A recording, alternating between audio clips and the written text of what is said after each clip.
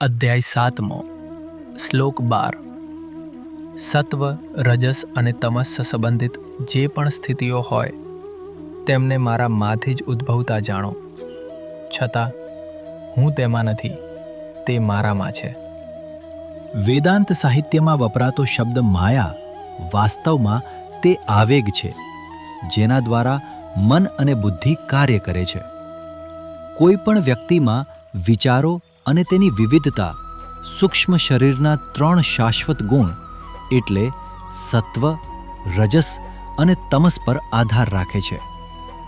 ભગવાન કહે છે કે હૃદયના આ 3 સ્વભાવો સાથે સંબંધિત બધી જ સ્થિતિ મારામાંથી ઉદ્ભવે છે.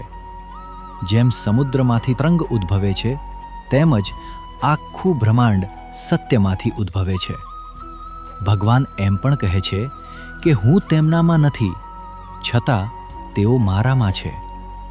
આ વિધાન આત્મા અને ઇન્દ્રિય પદાર્થ વચ્ચેનો સંબંધ દર્શાવે છે, કારણ અને અસર તરીકે નહીં.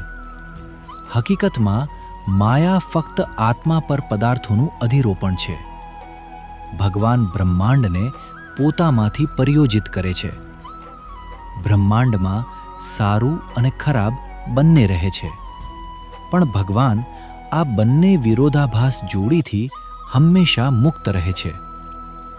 જેમ અવકાશ કોઈ પણ વાસણ અથવા સીમામાં ફસાવી શકાતું નથી, કારણ કે તે હંમેશા મુક્ત હોય છે, તેવી જ રીતે દૈવી પણ મુક્ત રહે છે.